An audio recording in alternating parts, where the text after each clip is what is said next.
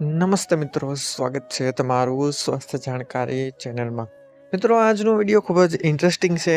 આજનો વિડીયો એ લોકો માટે છે જે પોતાનું રાશિ ભવિષ્ય જાણવા માંગતા હોય, અને આ વિડીયોમાં આપણે વાત કરવાના છીએ સિંહ રાશિ ઉપર.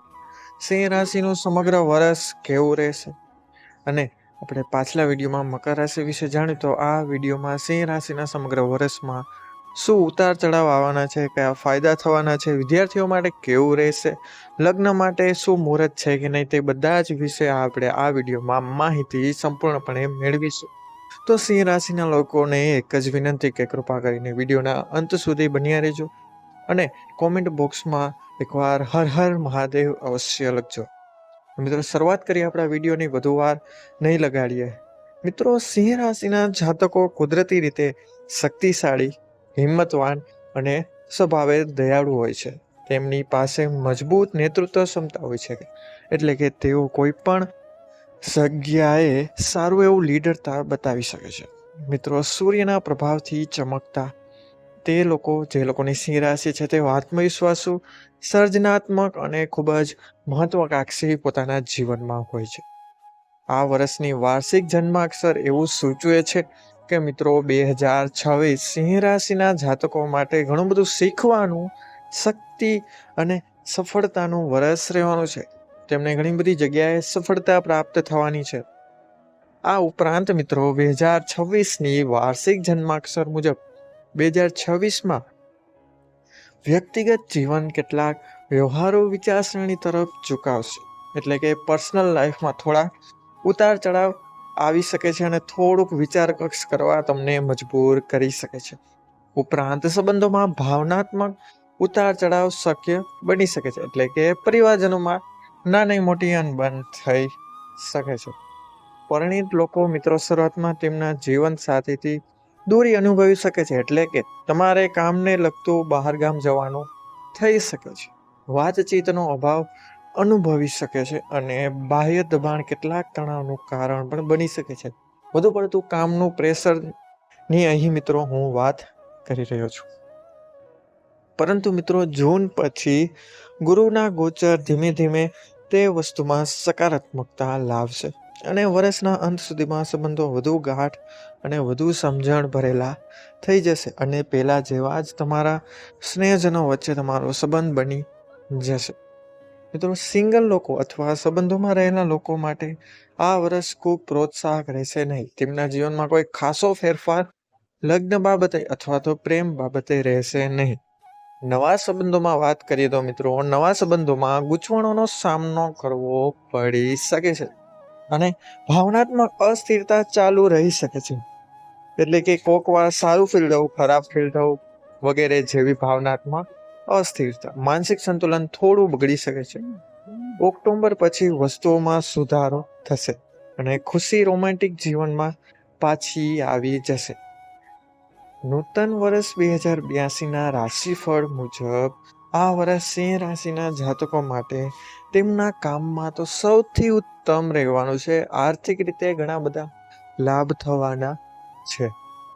તેમના નેતૃત્વના ગુણોને ઓળખવામાં આવશે, એટલે કે તેમની લીડરશિપના વખાણ તારીફ કરવામાં આવશે, અને તેમને વિદેશ સંબંધિત કામમાં સારી તકો મળી શકે છે.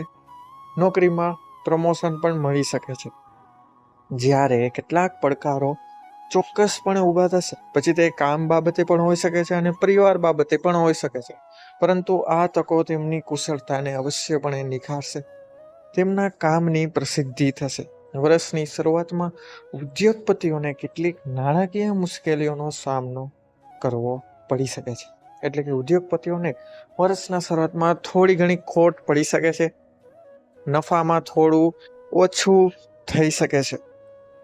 પરંતુ વર્ષનો બીજો ભાગ, એટલે કે અડધા વર્ષ પછી વિસ્તરણ અને સફળતા ચોક્કસપણે તેમને મળશે, અને આ ખોટનો તેમના નફામાં પરિવર્તન થઈ જશે. વિક્રમ સંવત 2082ની કુંડળી અનુસાર 2026માં નાણાકીય બાબતો સ્થિર રહેશે, એટલે કે ખાટું વધારે પડતું નુકસાન થશે નહીં. નોકરીમાં રહેલા લોકોને પગાર વધારો અને અણધાર્યા લાભ મળી શકે છે, એટલે કે તમે ધાર્યું પણ નહીં હોય ત્યારે તમને નોકરી બાબતે પ્રમોશન મળી શકે છે.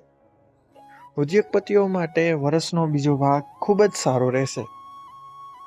સારી રોકાણ તથા સાથે તમે લાંબા ગાળાની રોકાણની યોજના પર આ વર્ષમાં તમે ઘણો બધો ફાયદો મેળવી શકશો અને વર્ષને ખૂબ જ નાણાકીય રીતે ફાયદાકારક સાબિત કરી શકશો.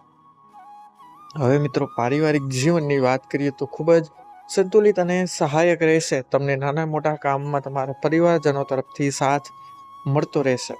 માતાઓ સાથેના સંબંધોમાં પણ સુધારા થશે. જે માતા સાથે અનબન હતું તેનો અંત આવશે અને પરિવાર સાથે વિતાવેલો સમય ભાવનાત્મક આશ્વાસન લાવશે. ભાવનાત્મક રીતે તમે પરિવારજનો સાથે વધુ ગાઢ થતા જશો. હવે સ્વાસ્થ્ય બાબત જે સૌથી જરૂરી છે તેમાં વાત કરીએ તો શારીરિક રીતે આ સ્વાસ્થ્ય બાબતે આ વર્ષ સારું રહેશે. ખાસ કરીને બીમારીમાંથી સ્વસ્થ થનારાઓ માટે, જે લોકો ખાટલે છે અથવા તો કોઈ પણ બીમારીમાંથી ઝઝૂમી રહ્યા છે, તેમના માટે આ વર્ષ રિકવરી બાબતે સારું રહેશે. પરંતુ માનસિક સ્વાસ્થ્ય અંગે સાવધાની રાખવી જરૂર છે. વધુ પડતા કામના લીધે સ્ટ્રેસ અથવા ડિપ્રેશન આવી શકે છે. તેના માટે ધ્યાન અને યોગ તમારા માટે ખૂબ જ ફાયદાકારક સાબિત રહેશે. હવે મિત્રો, વિક્રમ સંવત 2082 રાશિફળ અનુસાર ગુરુ ગ્રહ આ વર્ષે 2 વાર ગોચર કરે છે. જૂનમાં 12મા ભાવમાં પહેલો અને ઓક્ટોબરમાં લગ્નના ભાવમાં બીજી વાર ગોચર કરવાનો છે. બંને ગોચર મિત્રો તમારા માટે શુભ સંકેતો જ આપે છે. પછી તે કરિયર, સ્વાસ્થ્ય અને સંબંધોમાં સુધારણાના સંકેતો તરીકે પણ હોઈ શકે છે.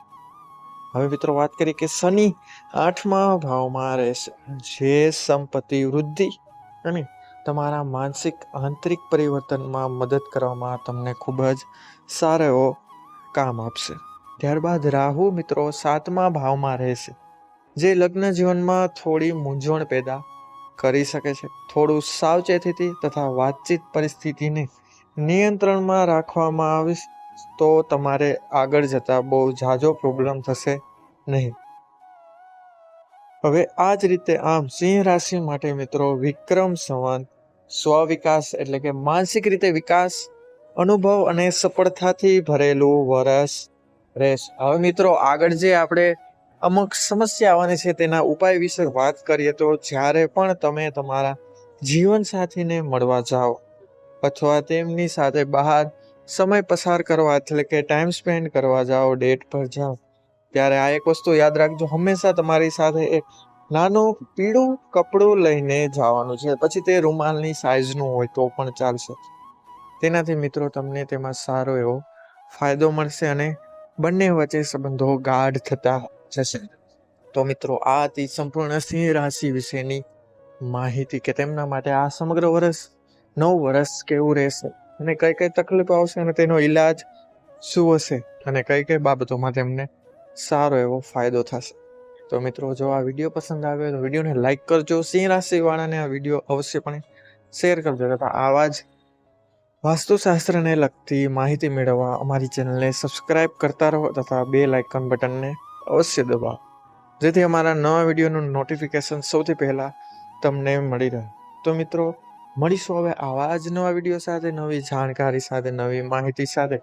ત્યાં સુધી બધાને મારા જય શ્રી રાધે કૃષ્ણ, જય મા બુદ્ધ ભવાની. બધાને મારા હર હર મહાદેવ. બધા લોકોએ વિડીયોને અંત સુધી જોયો તે બદલ બધાનો ખૂબ ખૂબ આભાર, બધાનો ખૂબ ધન્યવાદ. અસ્તુ.